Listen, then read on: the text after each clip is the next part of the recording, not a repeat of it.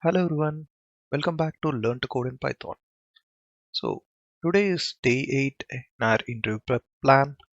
So we have covered some interesting topics and problems last week related to one of the important topic in a data structure and algorithm, just arrays, strings, and sliding windows.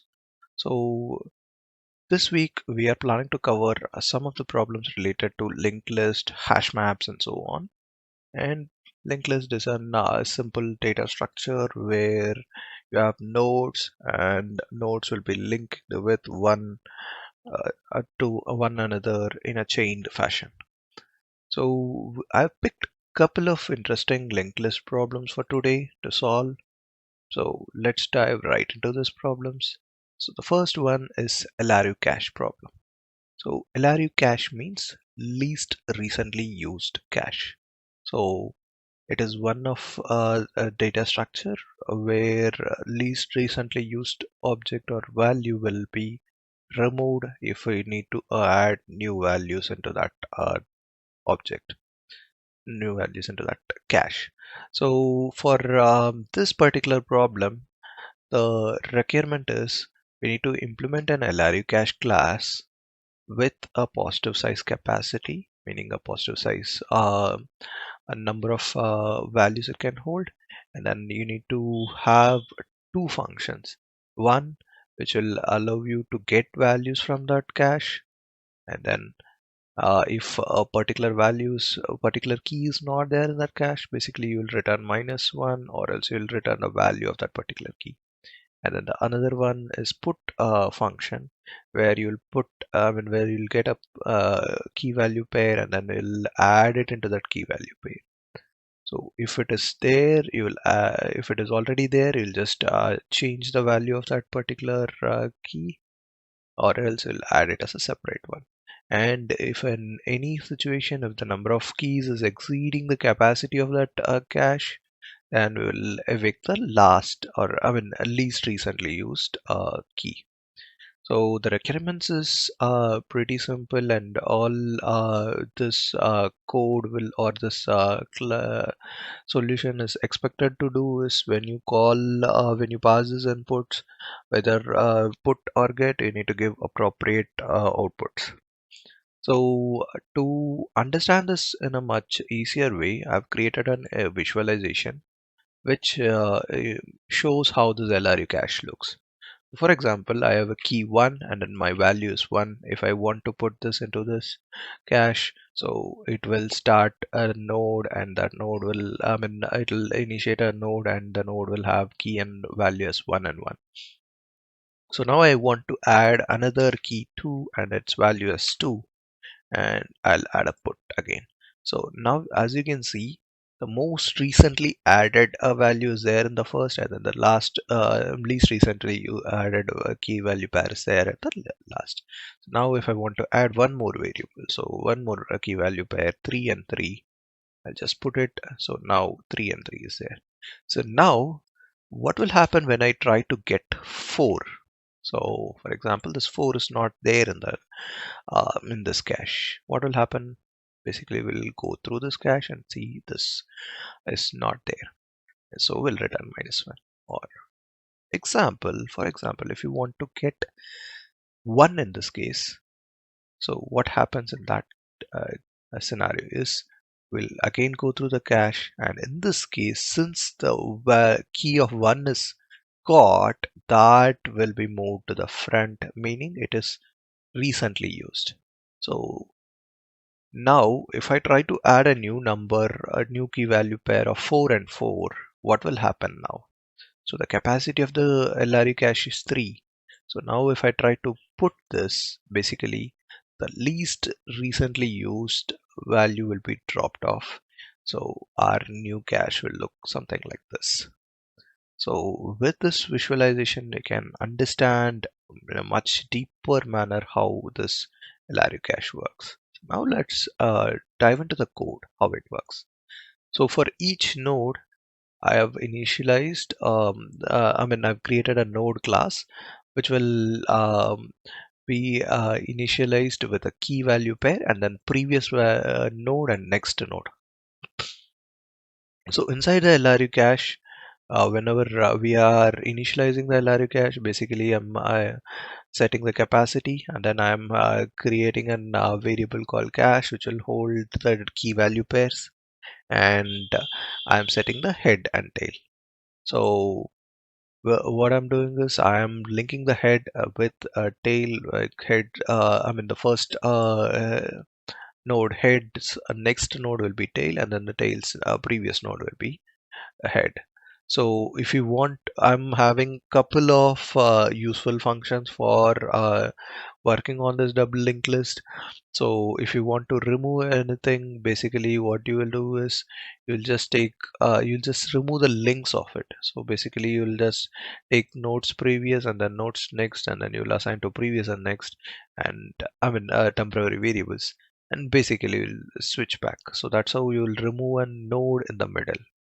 Same way, if you want to add a node to the front, basically you will just create a node. I mean, we'll just put the node in the self.head. So that's how we are moving on values within this LRU cache. So now let's go into the get function.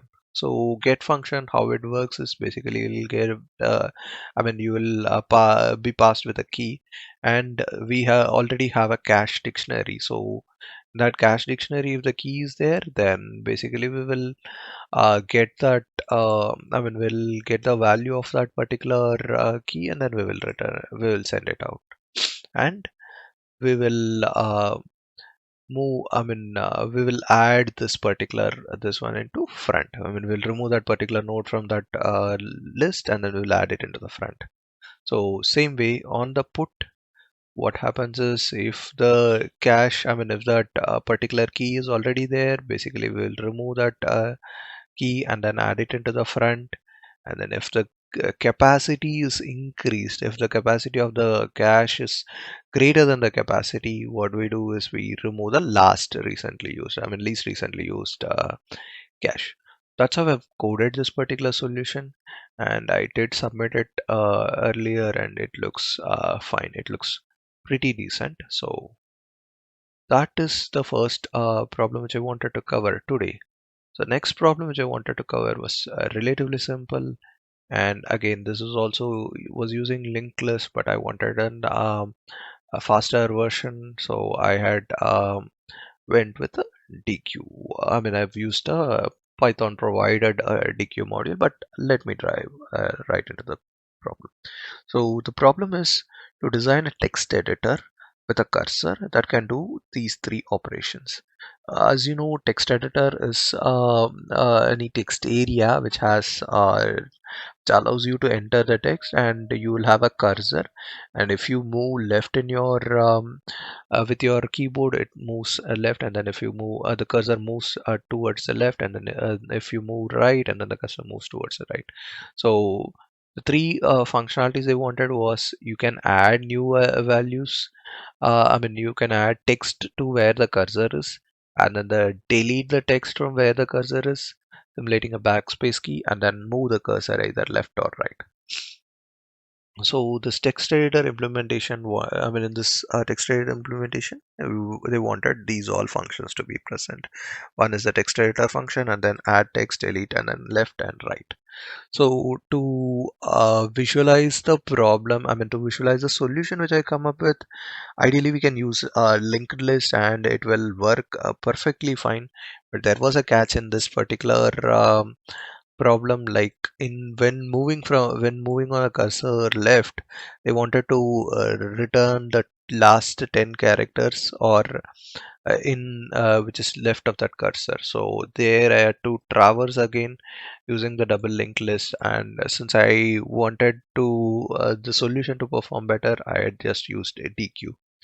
So let me show how my solution works. Whenever we are initiating the text editor, basically I create two queues, front and back queue. And when we add text, basically I'm extending the front queue, will add the text to the beginning. And when we delete text, we add again. When we delete text, we directly remove the value when we delete text, basically we remove the values in the front of that in the front queue, and we return the number of characters deleted. Same way, when cursor moves left, basically we remove the values from the front queue and append it on the left of the back queue. And then when the cursor is moving right, basically we remove the values in the back queue, and then we append it into the front queue at the end. So only thing which I felt something different is when the cursor moves. Basically, we'll just if we were asked to just print the numbers, I would have print the values or text. I would have gone with a single link, I mean double linked list. But they wanted to print the 10 characters on before the cursor. So that's where I had chosen this DQ so that I can just directly use a simple loop and print the value, I mean return the value. So to visualize this better, I have come up with this text editor visualization. Basically, right now, if I want to add hello, so if I want to add hello, basically hello will be going into the front queue. So if I want to move the cursor left two characters, then HEL will be there in a first front queue, and then there is a cursor, and then the second LO. Now, if I want to delete any text, I want to delete two characters. What happens is this E and L will be deleted from the front queue. And if I want to move the cursor to right, if I want to move two characters, then the back queue's characters will be appended to the front queue. And if I want to add text word, so for example, add the text.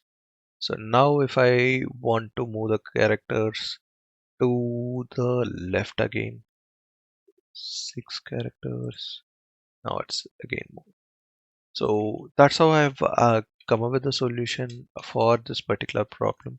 So it's simple and straightforward question, and the plain linked list approach did work well, but it was not giving better performance. So I had to choose the this approach with DQ, but it also looks fine from a time complexity perspective.